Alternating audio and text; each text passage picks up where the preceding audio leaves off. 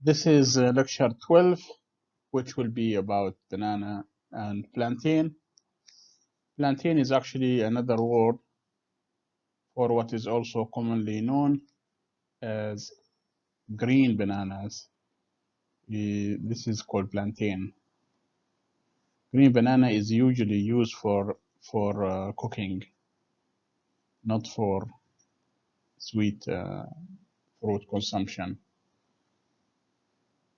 Banana scientific name is called Musa paradisiaca, and it belongs to the family Musaceae. So this Musa comes from the Arabic word Musaceae. That's how you remember it, which is also the same word for the banana genus. Okay, so this is the banana structure. This is the banana plant. Banana is actually not a tree. It is a very large, giant herb. So it's not really a tree. It doesn't really have a long stem. It doesn't branch out. It grows only to one cropping cycle, so just one time fruiting, and then the second plant will come the following year, and it will also be producing fruits, and then it is harvested and it's finished. That's banana. So the sweet banana, it's also called the desert banana. Its scientific name is Musa acuminata. So this is the species of Musa acuminata. That is the sweet banana. Okay, the most common cultivar that you see in the market everywhere, whether that is Omani or it is Filipino, whatever it is, it's Cavendish. And this Cavendish variety is huge and it comes in many different types. The most common one in the market, like the Filipino banana, is called dwarf Cavendish. The other kind of banana is a hybrid between Acuminata and which is called Musa X paradisiaca. This is the one. So, but the most important one that you need to know is the Musa acuminata or the Cavendish banana, and this is the sweet banana. The Balbisiana, the second type of banana, is called seeded banana. It's a banana that produces seeds. You know that most of the banana does not produce seed. It doesn't have seed inside because the embryo is aborted early on. But there is a banana with seeds. That type is called Musa balbisiana. It has been domesticated very long time in Asia, especially in Indonesia. For the seeded banana or Musa balbisiana, this one has high starch content compared to this one. This has a lot of sugar. This has the sweet banana. This one has a lot of starch, and that's why this one, the green banana, is commonly used for cooking. And it is called plantain. There are also different types of so many hybrids of banana, so many different types of, as you know, of banana hybrids. They come from these two different types. The sweet banana, which is Musa acuminata, and it is hybridized with Musa balbisiana, the green banana or the plantain. So sometimes it's given name Musa paradisiaca or Musa acuminata. Cross means hybrid. This is always mean hybrid. When you see a cross, you always remember hybrid. So this is a cross between acuminata and balbisiana, hybrid between the two. Usually it's also sweet, but the rate of starch conversion to sugar is very slow compared to the sweet banana. This is the seeded banana, that is balbisiana, and this is the Cavendish banana, the sweet banana that you consume every day, and they come in different shapes and types. This one is plantain, the green banana, the one with too much starch. Next to it is red banana. It's also a sweet banana, but it is red in color. There's a milk banana, very common in Salalah. It's usually very short. And we have the Cavendish, the one you see in the market, which is also called Salala or Sweq banana. This is also a Cavendish. This one is a Cavendish, the one from the Philippines, and this one is also a Cavendish. But this seeded banana and this one, and this one, both of these are Balbisiana. The sweet one is Acuminata. This one and this one, all of these are Acuminata. This is Balbisiana. This is Balbisiana. But this is Acuminata. Okay, so how do we tell the difference between all these hybrids? We actually give them letters, just like we did, remember, for citrus? For citrus, we did the the prefix and affix. So if it is orange, we call it OR or take ANG. Here in banana, we do the same thing, but we do it with a scientific name. So Musa acuminata, you see Musa acuminata is the sweet banana, and Musa balbisiana is the seed banana, or the starchy one. This is sweet and this is starchy. So we take the B from the balbisiana, and we take the A for the sweet banana. So A means sweet, B means starchy, or the seeded banana, or the what we call also plantain. So this is plantain, where it is very starchy, and this one is sweet with plenty of sugar. So that's the difference between these two. Okay, now if we take a letter like triple A, like here, triple A, what does that mean? That means this is a diploid. It means it has two sets of chromosomes, diploid, that came both from what? From Acuminata, because there's no B. So AA means that it's both Acuminata. That means this is going to be very sweet. Okay, let's take another one. AA means it's a triploid. That means it has three sets of chromosomes. Triploid means it has three sets of chromosomes. We always refer them as N. Okay, this one has two A's, as you can see here. That means two chromosomes, 2/3 of this is Acuminata. How about the B? The B is 1/3 Balbisiana. So now you see that if it is all A, it means it's all Acuminata. If it's AAB, it's 3N. Two of these come from Acuminata and one come from Balbisiana. The most important cultivars, of course, is the sweet banana, not the starchy one. As you can see, the common one has triple A. That means it's all Acuminata. It means it's all sweet, the sweet banana. For the plantain, they are mostly BBB, because it's all Balbisiana, or BBA, which is also Balbisiana. If you introduce B, usually it doesn't change much, but this is more like starchy than triple A. Triple A is all sweet. This one has a little bit of starch in it. Okay, so as you see, the banana is actually native to Southeast Asia, as mentioned before, Indonesia, Malaysia, that part of China. It has been cultivated in that part of the world about 8,000 to 5,000 before Christ BC, long time ago. Banana, it is thought that banana moved from Asia to Africa. So by whom? By Arab traders. Okay. In the first century, from India via Southern Arabia and Ethiopia.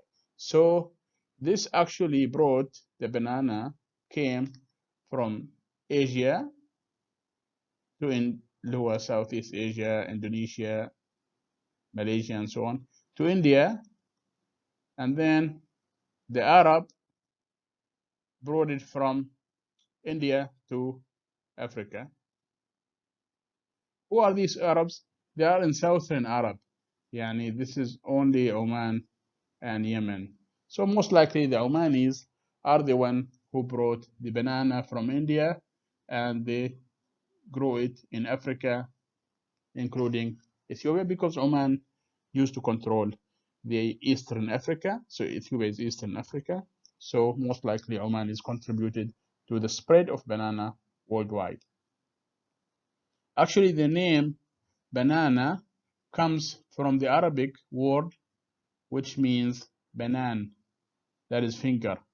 And so it's actually called finger. Even in English, it is called finger.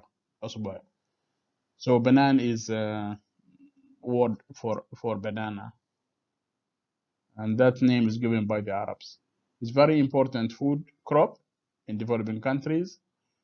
Each person in Africa consume about 4 kilograms every day, each person.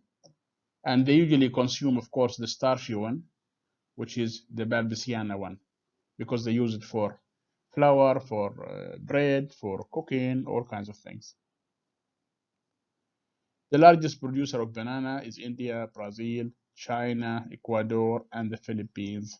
And the world is producing about 72 million tons every year.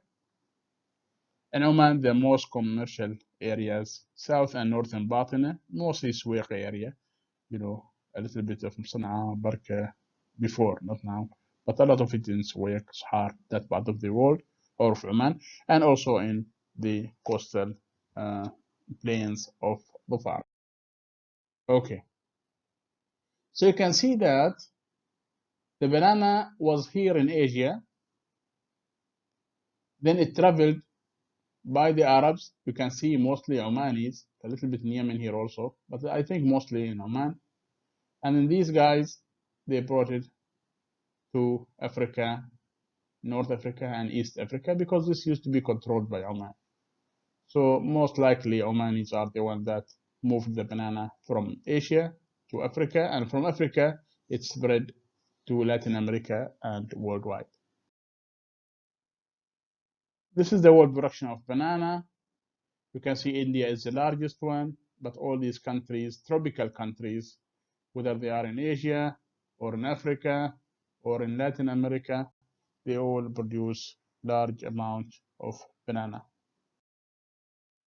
In Oman, banana is the second largest crops. It actually constitutes about 8% of about 6.5% of all area of the fruit, and it's actually the second largest fruit after date palm. So it's very important. Oman produces about 33,000 metric tons of banana every year. This is the plant, and you can see here the plant doesn't grow single, they grow in groups. And you can see this is the mother plant, this is the daughter plant. And so every year, when it is harvested, they cut the banana, like now here, they cut it. Once you harvest the fruit, it doesn't produce more than one, it just produce one time. And so the plant is usually harvested and cut. So this is called pseudo stem because it's not really a stem.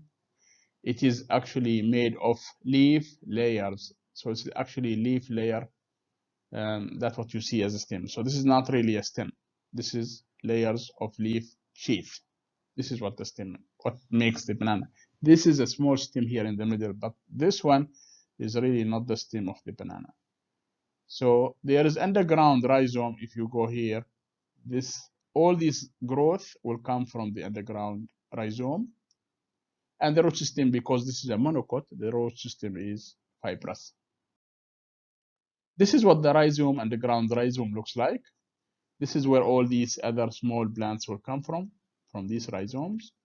So rhizome is actually underground stem.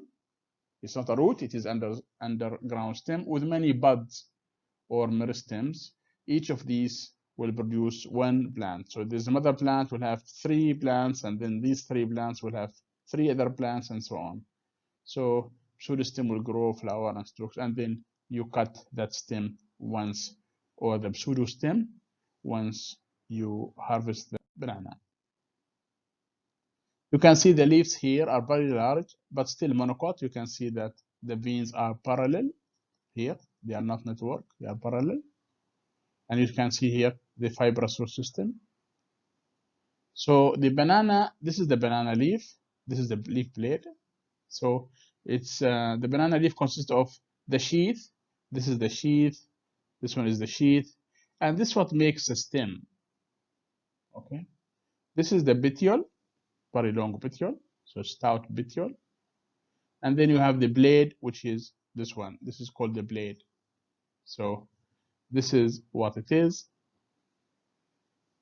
the different structures. So this is the blade. This is the blade of the banana. And this is the petiole here. And the sheath is this part here under the petiole.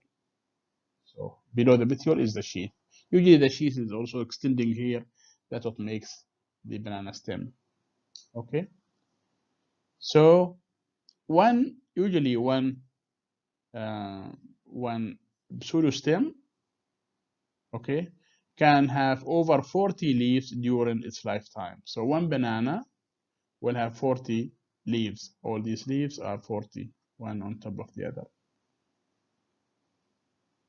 The roots are fibrous. They count about 200 to 500 fibrous roots. They all come from that rhizome that I showed you in the past, like you see here, the one I showed you in the past slide. The banana can grow about 1.5 meter deep in the soil, but sideways they can grow up to 4.9 or 5 meters. So they can go 5 meters here, 1.5 meters deep, the root system. It's fibrous, so they can, like date palm, they can grow sideways in a long way. Now the fruits and the flowers, this is the flowers, the banana inflorescence, usually called flowering stalk. It comes from the center of the pseudostem. It comes from the middle of the plant, and it usually takes about a year, 10 to 12 months, even 1 year, until from planting until it starts to produce the flowers. The process of producing flowering in banana is called shooting. That's the name of it. Okay, the flower usually appears like this one here. You saw it also in the botanic garden. They are in spikes of 10 to 12 flowers. You can see the spikes here. They are covered by this purple to grayish fleshy bracts. So this is leaf bracts. So these are called leaf bracts. This is the bracts here. This one. This is leaf bracts. They lose these bracts later on as the fruit inside of them develop and the flowers or the fruits become mature. This is how the flowers look like. Here's another one. So this is the flowers, and here is more flowers. And when they mature, this is how they look like. These are all female flowers. At the top, you find the male flowers, but here are the female now. This is also female. These are the ones that are making the fruits. So the first flowers, as I mentioned, are the females. You can see them here. They are the ones that make the fruit, and they are parthenocarpic. That means they grow without pollination, and they don't develop seeds. They are developing fruits in clusters like this one here, and this cluster is called hands. In English, it's called hands, yet, and that's why they carry the fingers. So the hands carry the fingers. The male are the last ones. So remember, the first flowers are female, the last ones are male. That's why there's no pollination happens, and so the fruit develop without parthenocarpy, without any pollination. So the fruit develops parthenocarpically without any pollination. Remember that. Okay, so that's what happens. Okay, now what are the factors that involve in the flowering of banana? Most important factor is temperature. It's really very important to have tropical climates. That's why Salala and El-Batna is very good, because the temperature is moderate. It doesn't get too cold, it doesn't get too hot. So it needs also relative humidity. So moisture is very important, air and soil, as well as temperature. It ranges from shooting to harvest.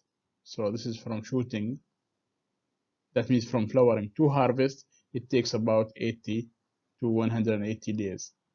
It takes this much time to flower, 1 year from planting to flowering, and it takes 80 to like 3-4 months for the flower from flowering until harvest.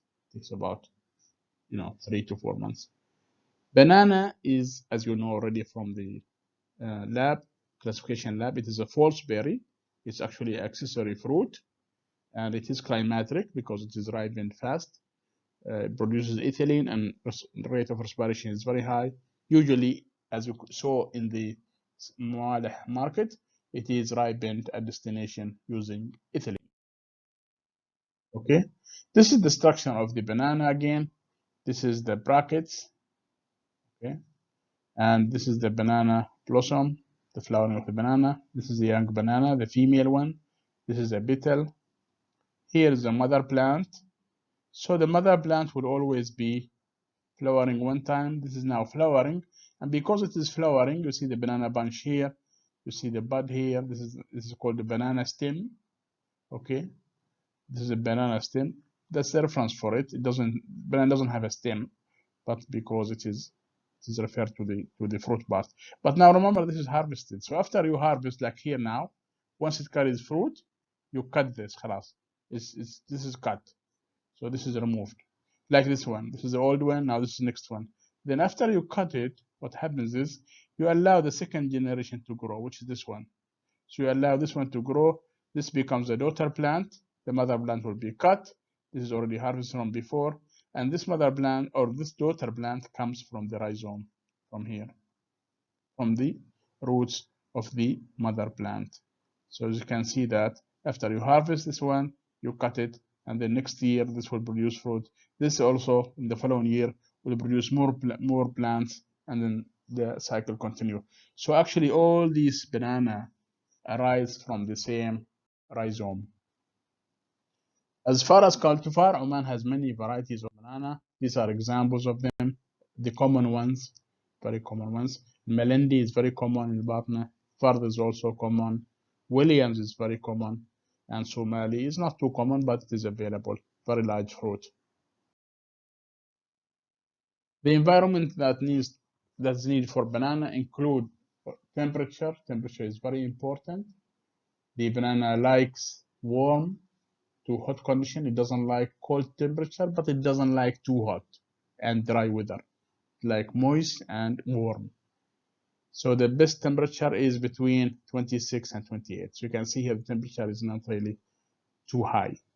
The fruit growth is about 29 to 30. So if it is less than 25, it's not good. 20 is not, it doesn't make the banana happy. It's also more than 35 is not good. So anything between 25 and 35 is ideal for the banana growth, the fruit and the flowering. Wind is a problem because it can topple the banana, it let it fall down, it can break the banana. It also shreds the leaves, but a little bit of shredding is good, but too much shredding is not good. So that's why mild shredding, تمزق يعني الأوراق. So leaf shredding, if it is too much by the wind, is very damaging, but if it is little, it will be very good for the banana. Drying of the leaves is also caused by the wind, and brown plant crown distortion is a problem caused by the wind. So the wind is very major enemy of banana if it is too strong. You don't want to grow banana unless you have a windbreak. Then you don't grow banana in a place where you have too much wind. You can see here what happened because of the heavy load and the wind. It breaks the banana. In terms of other factors, drought is banana likes to be in water. It doesn't like a drought. So if there is shortage of water, then the fruit number will be less, the fruit size will be less, and the yield will be less. That's why you have to irrigate and give too much water to the banana. The seeded banana, Musa balbisiana, is more drought tolerant than the sweet banana, Musa combinata. How do you know they are under stress? The leaves are folded, the color of the leaf is turning yellow, and the tree is dead. That's how you know it is lacking water, so you need to irrigate it. If the plant is subjected to too much water, severe drought, water stress, then that will choke the banana. يخنقه.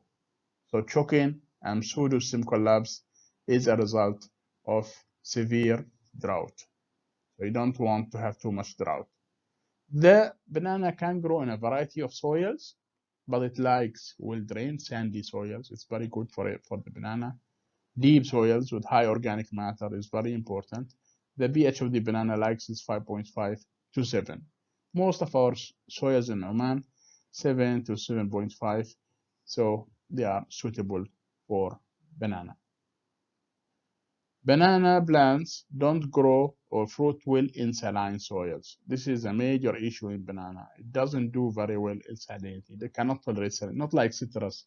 Citrus will tolerate salinity, but not banana. They like water, but they don't like saline water.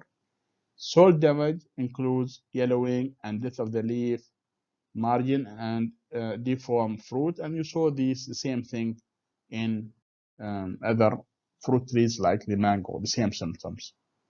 So banana typically doesn't like water stress. It doesn't like salinity stress. Now, how you propagate banana? Banana is usually propagated by offshoots. They're not really offshoots, but because they are monocots, they are pieces of rhizomes. It's called suckers.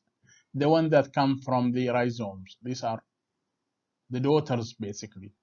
So they are technically called suckers, but they are actually offshoots, and they are pieces of the rhizomes. You can also, but the majority actually of the banana is propagated by tissue culture. This is the, but you can do it also, as you know, if you go to any farm and you ask a farmer to give you a banana, he will give you a sucker. Okay, so you cut them down to 20 high, and then the remaining rhizome is cut to small pieces, and each of these pieces, just like almost like potato, when you cut the potato and tuber into different pieces, each of them will give you a plant. The same thing here when you cut the rhizome of the banana, each one will give you a different plant. This is the rhizome. So when you cut this rhizome into pieces like this, each of these pieces here will give you one plant. So these are all suckers. These are the suckers that arise from the mother plant. Usually the farmers will reduce the number of suckers and then they plant them in new field or they give them away to other people. You can of course grow banana by tissue culture like you see here, and this is the most common way of propagating banana nowadays. It's very easy to propagate banana by tissue culture. This is these two fields are in Salala. This is more like old one, and this is newer one. This is irrigated by, you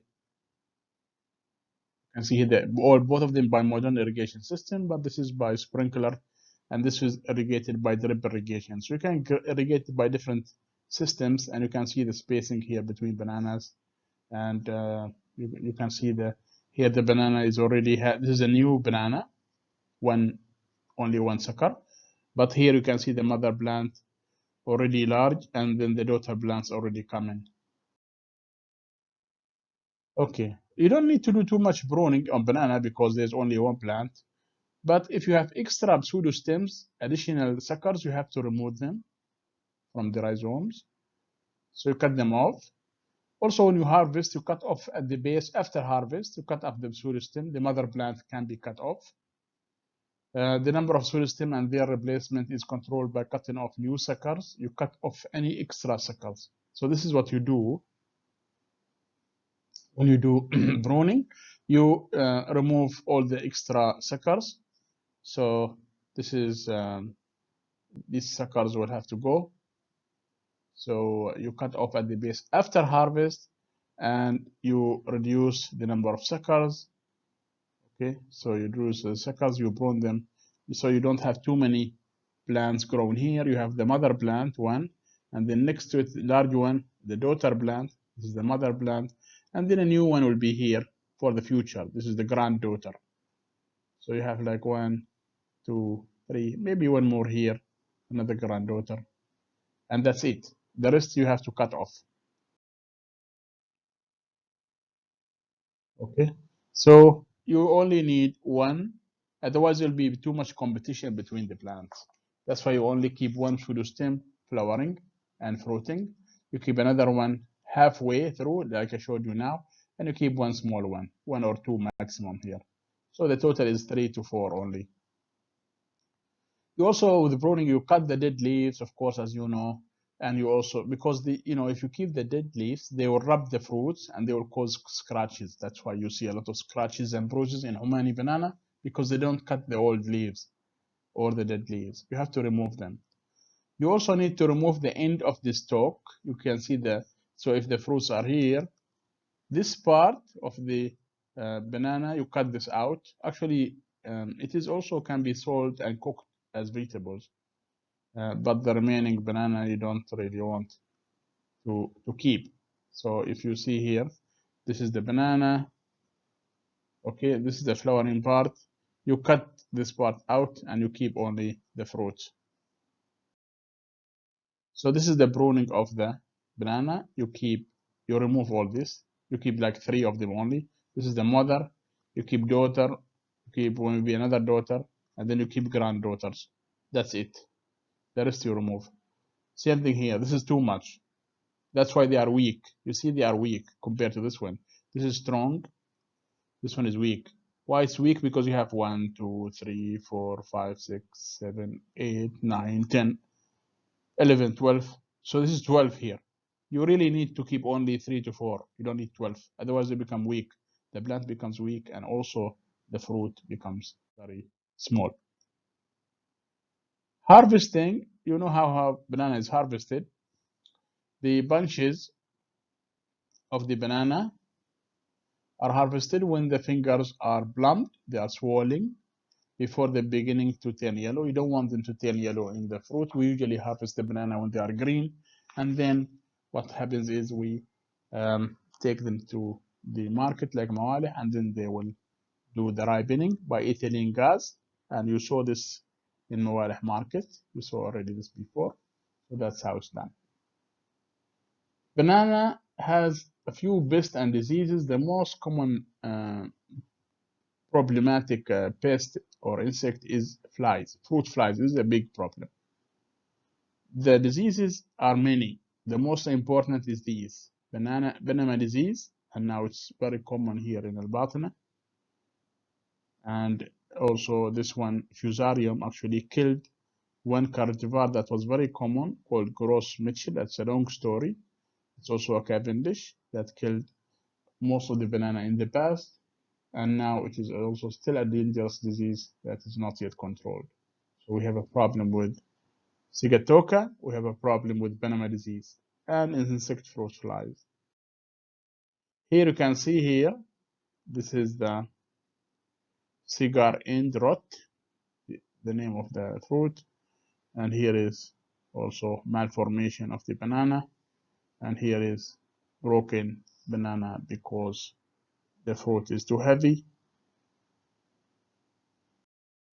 So this was general information about banana cultivation and also plantain and the differences between banana and plantain. Remember, this is a seeded banana. This is the sweet banana. This is Musa acuminata. This is Musa balbisiana. Both of them belong to the Musaceae family. An overview of what the naming is. The naming is based on these two types of banana, the acuminata and balbisiana. So all the cultivars are AA, AP, APP, and so on. And then the environmental conditions that the plant needs, kind of stress, and pests and diseases. Thank you and good luck to you. Bye bye.